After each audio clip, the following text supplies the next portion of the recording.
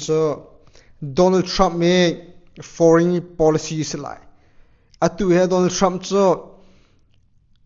President Zunga tu hilau simat selo immigration ne mass deportation timi ko than na complain po chon thoktang ti pol hong leng New York le banga chon credit card immigration po pek min hatang ka jong khan stop chang ti min tu pol hong leng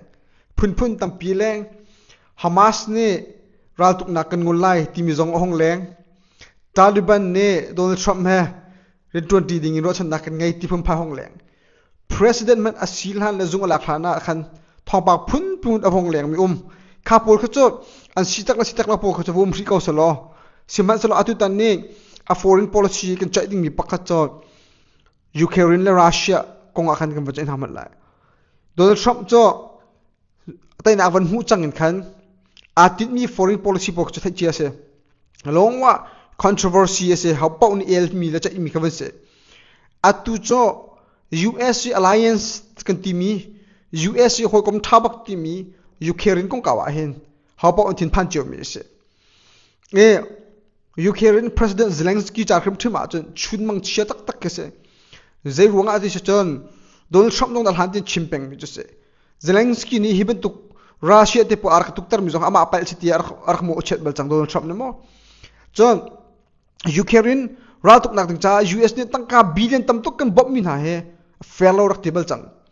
acha amma US bp tam pi jong ni tangka tam tuk Ukraine na akal nak te andulo mi tam ngai chang chu cha atu CNN te po US media kip vazam hon lo hi kong hen chai big mi se Donald Trump ne Ukraine kong kaw jit na khos tak lai jin lai ri ti mi cheu khat ni chon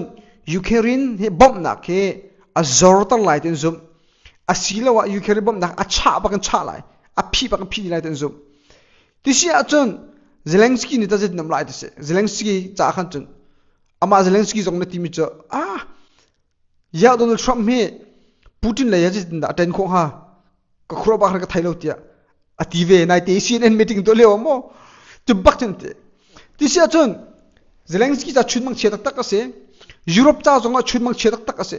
Europe pe lungput chuni jan kar chimdan ka dol tinai la tuwa Max Ukraine Max se Donald Trump me red 20 dinga hen Elon Musk se a 20 te mena te zoom chia se e vale chung rum pa Elon Musk song ne hen Ukraine ra tuk na ki ngol chang se ti adu peng mi se e Elon Musk ne khin Russia le Ukraine ituk na ka khin battleground ral tuk na mun ma baka khin atu Elon Musk ne khin internet line pol Starlink and TV pol baki Elon Musk ne apek mana so bob mina sumo Ukraine bakke bob mi se Elon Musk ne abob kon hana veltin Ukraine ral tuk na ki di chang se ngol chang se ti ar api mi se e tu tan na Donald Trump ne Elon Musk ro na khat an thin phang ngai Elon Musk so government na zaiman tuk position jong ngai lao zaiman tuk dirmun jong chuten jong ngai lao zeng ngai tronvong ngai lai lo chu anti snabati angai men lai angai lo zonga Donald Trump ne ama advisor ro nak petu ala khomi city se chu cha chon Donald Trump ne adu mi pau kha retron 20 ding som phok kon hate se chu cha chon atua Elon Musk le Donald Trump he Ukraine le Russia kong kawa alungput akha tika Europe an thin phang Ukraine and President Putin pa march to say Max ni khan 2022 lewa khan ra tuk na ngolding in arak people twista aken mo arak people le UN mai baka Russia UN mai Russia le Ukraine buena ko khan mo ma mun ma buena ko khan UN mai baka re-election nan to lai ti arakte re-election nan to lai under more UN supervision bak nan to lai vote tam do mi pau ni tai se aktibal na e atu e Ukraine atuk na hun ma kin Russia gadu ti min tam pi vechmo me pi vote nan thak na la e me pi ni Russia gan du lo dis Russia na chok bakla ra tuk na ra len tu ti la Ukraine akti na e Russia e Kremlin office zong pi ne piro office man tuk bin khan o khwe nga ka or nakte simat so lo Ukraine ni an ambassador pa na chon Donald Elon Musk fuck off rakte chai la fuck off fuck rakte mo fuck off rakti Elon Musk rakti ba 2022 le we Julia achon UN na tang tlak na lo election to olo mi pidu na kal na rakti ban na e chimdu 2022 le wa hen Elon Musk ne ral tuk nak ngol rak tu chang me se Elon Musk ne UK rin internet line Starlink line abom kon hana betin ral tuk nak ngol chadu me se atua Donald Trump jong ne ta khan sitika an panni ne ma kha dekatela Rahul ta andu this shit chon zatin ral tuk na ngol kholai TV me khulum Putin ne tikin na chota kolai ara kap tam tukan thichang adu jam hon lo naitia North Korea ra kap thong lekhat leng rong Ukraine na Ukratia Zelensky ne chimtika ral tuk na alin salai ta tia ka basim na chokla ten phan mismo Donald Trump ne timi cho ta tia ka basim ka kham lai te ra pip tum na ka chok na chokla lo a chokla din kham lai ti ve ka khasitika aboi chin lang mang Ukraine ra sha tuk na ka North Korea ka man ra ka tho chang jitika by the way pia Wall Street Journal ne lang tar na ka 2022 nukin khen do Elon Musk le Russia President Putin ki athi thupin bia an ro pengti se petlen an nge pengti se alang tar na ka mo matika shop dikhatale athovetika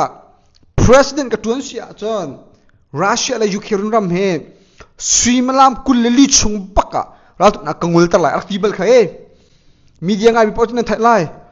Siman sala swimlam kulli chung zit ngol tar lai ti mi detail to chimlo ati je to chimlo anaitia Donald Trump me a vice president pa JD Vance ne ti mi cho Russia ne Ukraine ram chungi ating chia miram ilak lo lo salo ral tuk na kan ngol tar lai ti phun kan si ne na chim JD Vance mo chu cha chung atu ta na chimmi he atu ta na Russia la Ukraine ram angol si achon atui Ukraine chungi ating chia mi porkhe Russia ne alak di khomen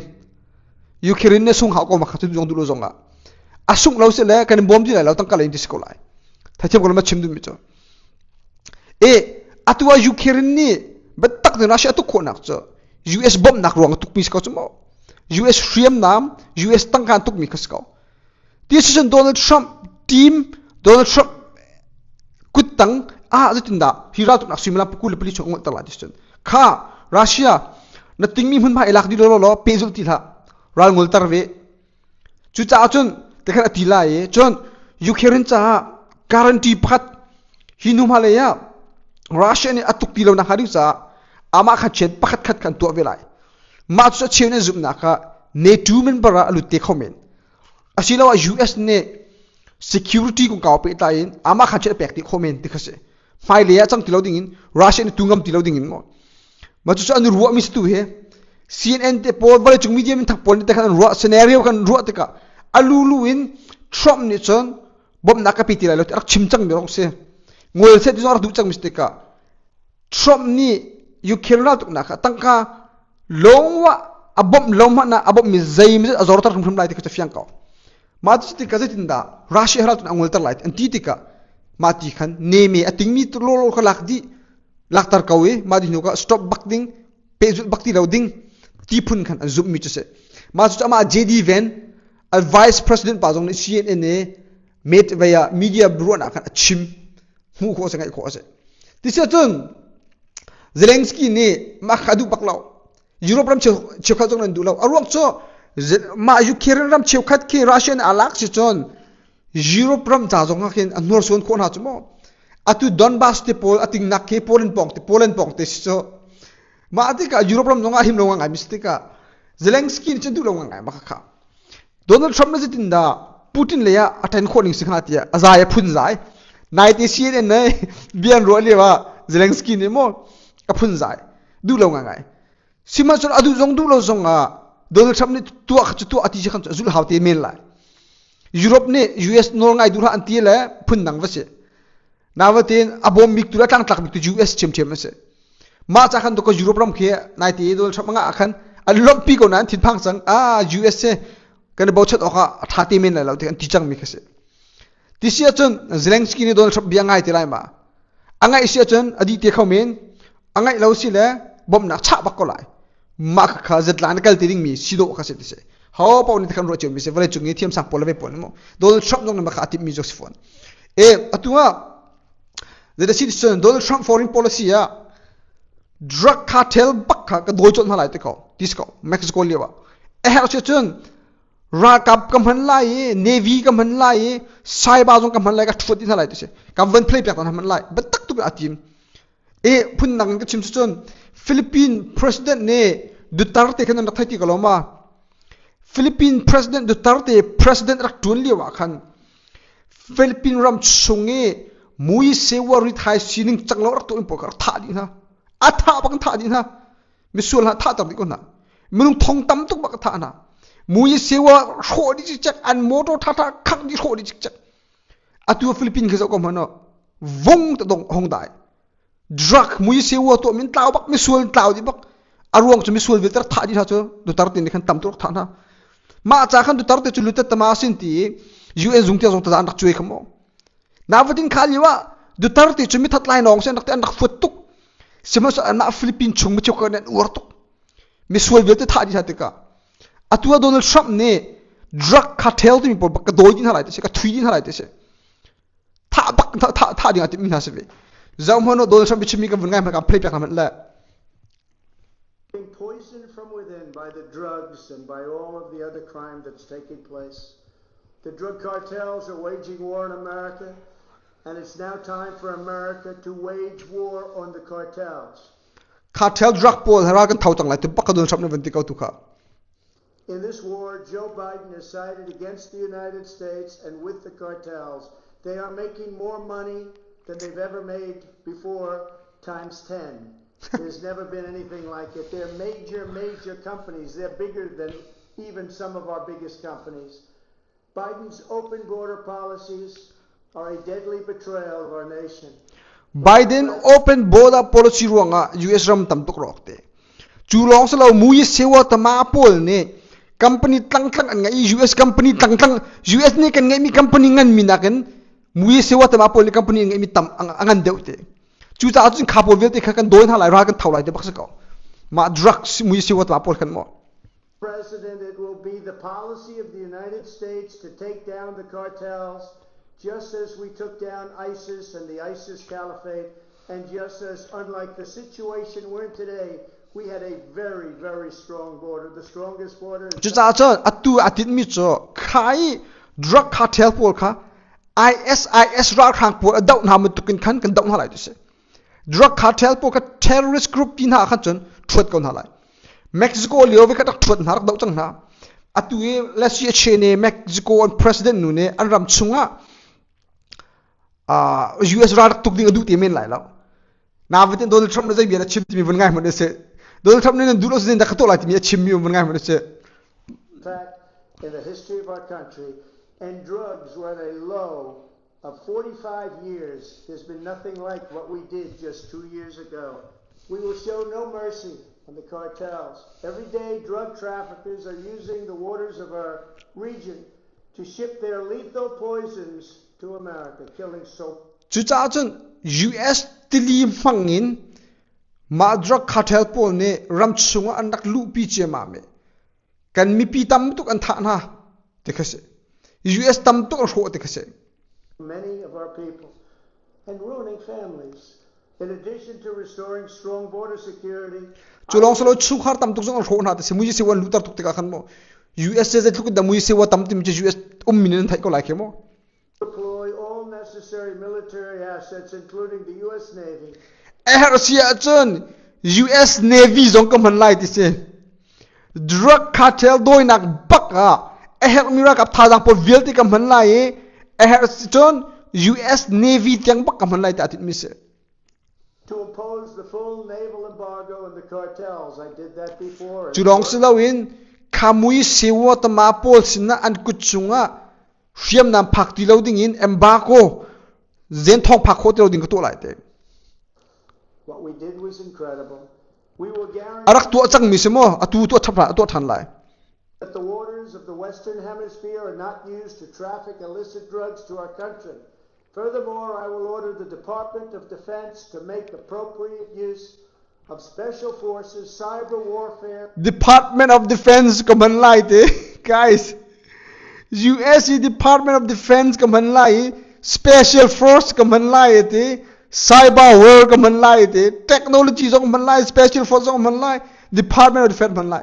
chut look back and to drug dealer pon rai ka thau lai te Donald Trump ne and other overt and covert actions to inflict maximum damage on cartel leadership, infrastructure, and operations. I will designate an khong song ka tha na lai an infrastructure ka ho di lai this go major cartels as foreign terrorist organizations. We will sever their access to global financial systems. I will also an access for VLT ka doi din like a track din halai te se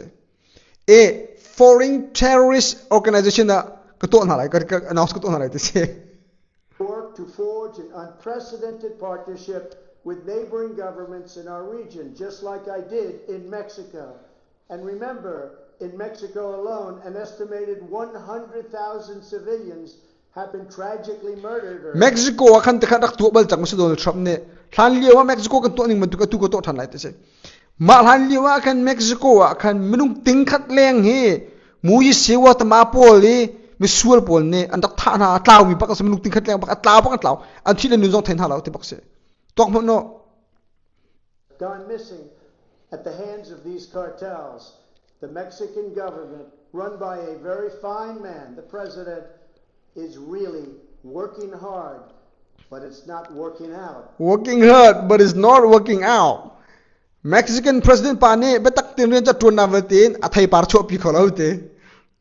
These cartels are vicious and they're violent, and they have Mexico for now stymied. Well, we have to help Mexico, and we have to stymie the cartels. Either we will get the full cooperation of other governments to stop this menace, or we will... Chu cha chen, he drug pol misul pol kan doi na lai kan thut na lai, chon adang government pol hezong ren 20 ding kan to lai te. He kan ren tuan na kai adang chauza pol ni nan kan bom du lawi, nan kan klang tlak pilawa chon, ate jit na kan tin halai ti chimi ka zong man ngai mano.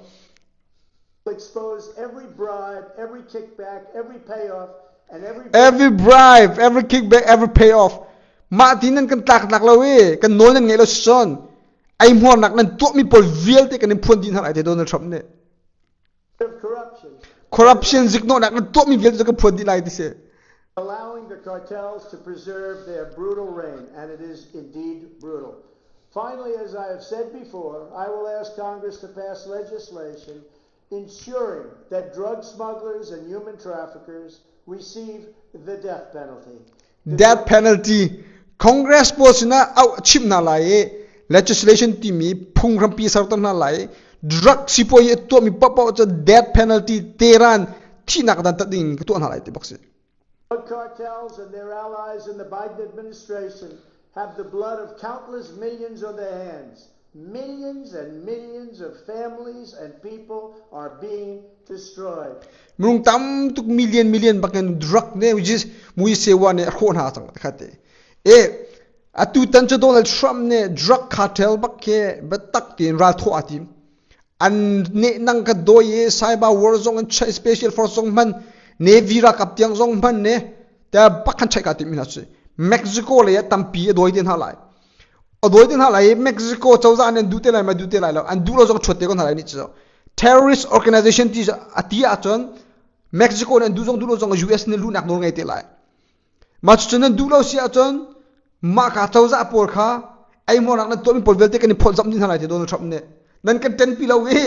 nan kan tel pi lo sun kan na mo kan phau din halai te khis ka chon hi ka hen zamano Russia kong kawa tu na Ukraine Russia kong chim chmo Mahia tu tanda salau san liu chimi biase san de liu chimi biase mo ni kum de chimi se Donald Trump ni Russia chungi sanction to mi pol VLT athat na kong chimi von ngai mano. My specific question is, would you strengthen or modify any of these economic sanctions programs, particularly Russia, including the pipeline you mentioned? Donald Trump ka biya hal मैं हाल लियो बियर से मो तुतन बियर तो सलाओ Russia economy को का पेट लाइन फी खम नक तो मी सैंक्शन न तो मी असिल पाइपलाइन को का पेट लाइन जतिन द तो लाई न शो द लाइन मसल न रेक द लाइन मत हल is it not Donald Trump न चिम दी बिजम न से Well, it's a great question. The problem with what we have with sanctions, and I was a user of sanctions, but I put them on and take them off as quickly as possible because of. Timicho Aryan ran nakinte Russia chungi sanction kan to mi phi kham nak kan to mi bakha kalak than lai tise Donald Trump mi president ka isun Russia chunga phi kham nak ka to tilai lauti nak kase to fen nak mo than leu biarak chimi simo tu tan bia chimi salo me he than leu ani kha ka ban thai ti lau han pa chang than leu we sky news ni rak chimi se a policy sim ma kha ti du nak mo Russia chungi sanction kan tu atika hen US dollar he athi khai tuk tise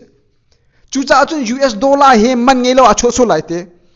chu cha chun Russia chung dan ta na phi kham na kan to mi kan lak than lai te Donald Trump ni rak ti mi san han le te atu jong ma kha tin mi se ka policy a chun no Ultimately, it kills your dollar and it kills everything the dollar represents, and we have to continue to have that be the world currency. I think it's important. I think would be losing a war if we lost the dollar as the world currency. I think that. Chu cha chun ti mi cho Donald Trump ni US dollar he kan sung sia chon ra kan tuk na kan sung lai te atua kin US dollar ke world reserve currency man mi smo ma ka atluk suali US dollar thazak adel sual sia chon US ra tuk na kan sung lai te achim du mi pon thai them koloma atua kin US dollar zom cho tu an tam tuk chmo BRICS am sarche ma me BRICS ram ni ken US dollar zom cho BRICS kong kachim lang mange BRICS kong cho ka podcast ngai min thai tuk chang lai dui ka han ka chim ti lai la ngai na huam sia chon ka YouTube akin BRICS ti ka fatia lo BRICS BRICS ti fatia lo BRICS ni zit na US dollar a cho atim timi kong khase Donald Trump na timi cho dollar kan dollar atluk sulang al sul sin ral ka sung khawte chu cha chun ram Russia chung te police sanction kan to mi na hi US dollar thazang dertar US dollar alu dor tar chetar chu cha chun rang mi Russia chung sanction kan to mi ka lak lai ti kha arak tim mi san han liwa chun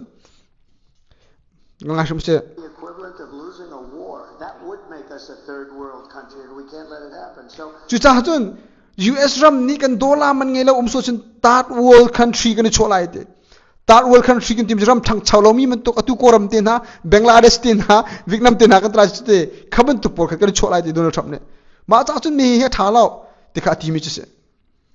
I use sanctions very powerfully against countries that deserve it. chu cha chun sanction ti mi cho have nak chan te long kam han te ni cho have nak chan te ke powerful country tak mi hi nu hi pa cho sanction to ading at lak kau ti mi chu chu lo hen sanction kam han ok ka se te Donald Trump ne aba ani chin kam ama khalong kam han te And I take them off because look, you're losing Iran, you're losing Russia. China is out there trying to get their currency. chu cha chu zo te Iran ne zain kan real te lau te Russia kan petle na ka chia chang te chu cha chu China ne de citizen kha chan thar ka la ki hele motia zong zera ra thuilen ve te tathiam koloma Iran ne kan petle na kan van we are losing Iran, we are losing Russia chu ka lak chun China ka vuk arak lu che ma me kan dola ka der ko na khari China ka rak zom de e Donald Trump ni chimi ma man tuk mi su me he To be the dominant currency, as you know better than anybody. All of these things are happening. You're losing so many countries because there's so much conflict with all of these countries. that's suru ma do ka chimpeng nan kel peng mismo ram tam tuka petle nak chekan ngai tuk sang ti chmo